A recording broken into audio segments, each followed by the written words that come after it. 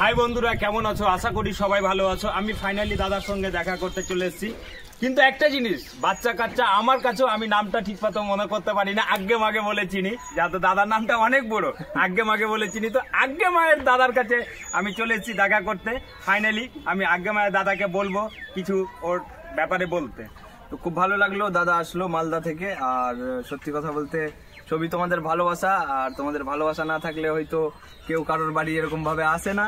আর তোমাদের ভালোবাসা আছে বলেই এতজন, মানে কি বলবো, যে যতজনই চিনে তোমাদের ভালোবাসার জোরে চিনে, না হলে তো ভাই কেউ কাউকে তো এই যুগে পাত্তাই দিবে না, এরকম ব্যাপার। তাও আমি সাধারণ ফ্যামিলির একজন ছেলে, সাধারণ একজন মানুষ, তো আমার পাড়া ছাড়া আর কোথায় আমাকে চিনবে। তো আমি ভিডিও করি আর তোমরা ওই ভিডিওগুলোতে ভালোবাসা দাও, সাপোর্ট করো। আর এত পরিমাণে সাপোর্ট করে, এত পরিমাণে ভালোবাসা দাও, তার জন্যই যা আছে না জানা। তো দাদা এসছে, খুব ভালো লাগলো। আর তোমরা অনেকেই আসো আমার বাড়ি।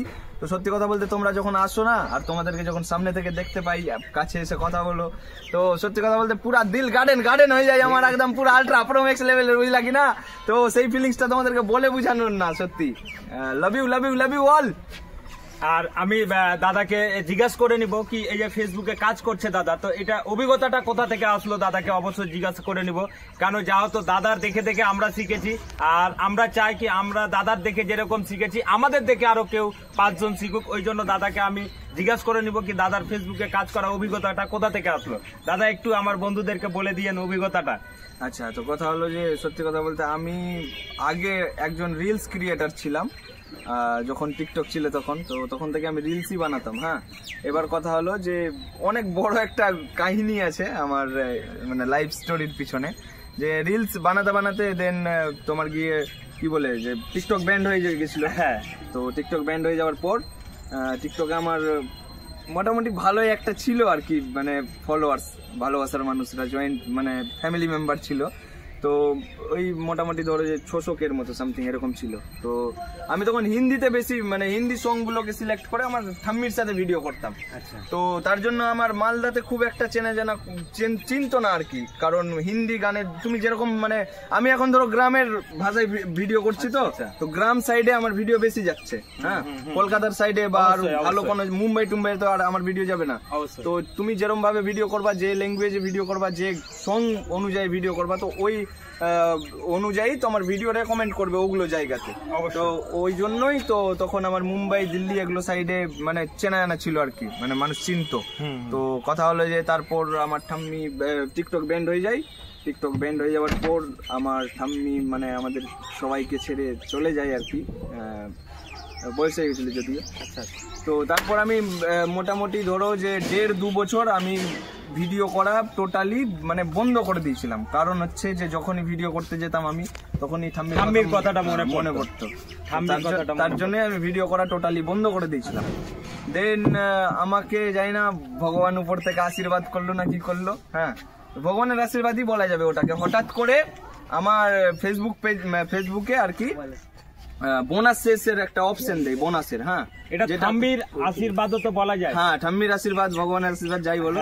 তো আমাকে বোনাসের একটা অপশন দেই, আর ওখান থেকে খুব ভালো একটা আর্নিং আছে। আর যে বোনাসটা মানে খুব কম মানুষকে দিত, মানে লাকি পার্সেন্ট যারা থাকবে ওরকম, হয়তো মালদা ডিস্ট্রিক্টে আমি একজনই ছিলাম যে আমি পেয়েছিলাম এরকম। হ্যাঁ, খুব কম মানুষকে দিয়েছিল।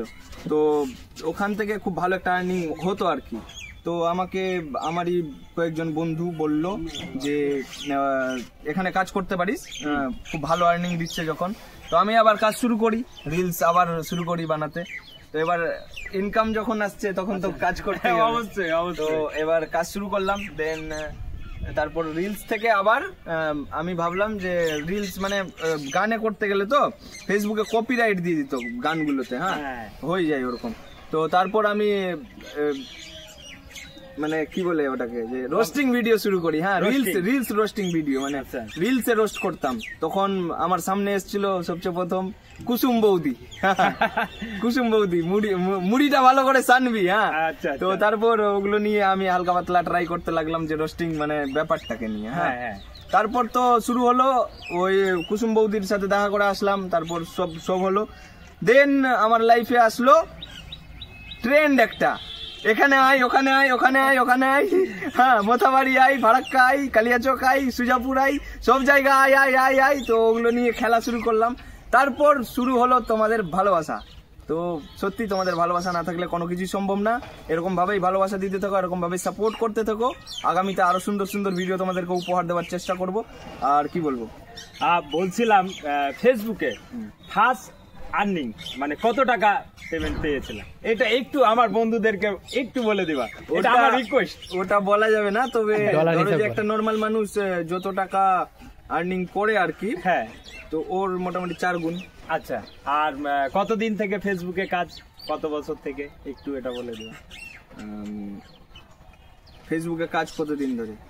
ফেসবুক তো আমি 2015-16 থেকে আমি মানে তারও আগে থেকে হবে হয়তো। আমার যে অ্যাকাউন্টটা, যেটাতে 4 লক্ষ মানুষের ভালোবাসা, তোমার গিয়ে 4 লক্ষ মানুষের পরিবার তৈরি হয়েছে, তো সেই আইডিটা আমার প্রায় 12-13 এরকম সামথিং কিছু হবে। হ্যাঁ, তখন থেকে আমি ফেসবুক করি। তো তখন তো ভিডিও চলতো না, ছবি আপলোড করতো মানুষ, তো ওই ছবি টবি আপলোড করতাম। তো সত্যি কথা বলতে আমার যে পেজটা থেকে তোমরা ভিডিও দেখো, ওটা হচ্ছে প্রোফাইল পেজ না অ্যাকচুয়ালি। তো ওটা আমি ইউজ করতাম, ওখানে ছবি টবি আপলোড করতাম। তারপর আস্তে আস্তে যেরকম সিচুয়েশন চেঞ্জ হলো, তো ভিডিও দিল, রিলস করতে দিল, তো এই চলছে আর কি। তো আমার পেজটাকে একটু, আপনার 4 লক্ষ ফলোয়ার্স আছে, একটু বলে দাও পেজটাকে। তো অবশ্যই বলবো যে দাদা খুব সুন্দর সুন্দর ভিডিও বানাচ্ছে, আর দাদা আসলে আমার সাথে দেখা করতে খুব ভালো লাগলো। আর দাদার ভিডিও গিয়ে দেখো সবগুলো, যদি ভালো লাগে তাহলে অবশ্যই like, comment, share and follow করে দিও। আর ফলোটা যদি ভালো লাগে তোমাদের পার্সোনালি দাদার ভিডিও, তাহলেই ফলো করিও, আর না হলে করার কোনো দরকার নেই। কারণ আজকে ফলো করবা, আর কালকে গিয়ে আবার আমার কথা শুনে হয়তো ফলো করলা, আর কালকে আবার গিয়ে আনফলো করে দিলা, তখন আমাকে অপমান করা হলো। তো আমি এটাই বলবো যে ভালো যদি লাগে তাহলেই ফলো করো, আর না হলে করার কোনো দরকার নাই। তো আর কিছু বলবো না। দাদার কথা শুনে আমি একটাই ভাবতে পারলাম কি, ফেসবুকে কাজ করতে হলে কাউকে নিরাশ হলে হবে না, লেগে থাকতে হবে। লেগে থাকলে অবশ্যই সফল হবে আর কি। যেহেতু দাদা যেহেতু লেগেছিল, আজকে সবার আশীর্বাদে, সবার সাপোর্টে আজকে এইখানে গেছে। আর আমি একটা কথা বলবো কি, দাদা সবার আশীর্বাদে হোক। ঠাম্মাকে নিয়ে ভিডিও করছিল, ঠাম্মা চলে যাওয়ার পরে, ঠাম্মা চলে যাওয়ার পরে দাদা একটা ডিপ্রেশনে চলে গেছিল, ভিডিও করছিল না। কিন্তু যাক, ঠাম্মা আবার উপর থেকে দাদাকে আশীর্বাদ করলো, ডিপ্রেশন থেকে বেরিয়ে আবার ভিডিও করতে লাগলো।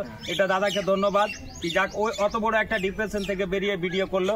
আমি চাইবো, আর দাদার সঙ্গে আমি দেখা করলাম, অনেক ভালো ব্যবহার আর অনেক ভালো। দাদা আপনার সঙ্গে যদি কেউ দেখা করতে চায়, তো ডাইরেক্টলি আসলে কি দেখা পাবে, না আগে কন্ট্যাক্ট করে নিতে হবে? এইটুকু শুধু বলে দেন বন্ধু।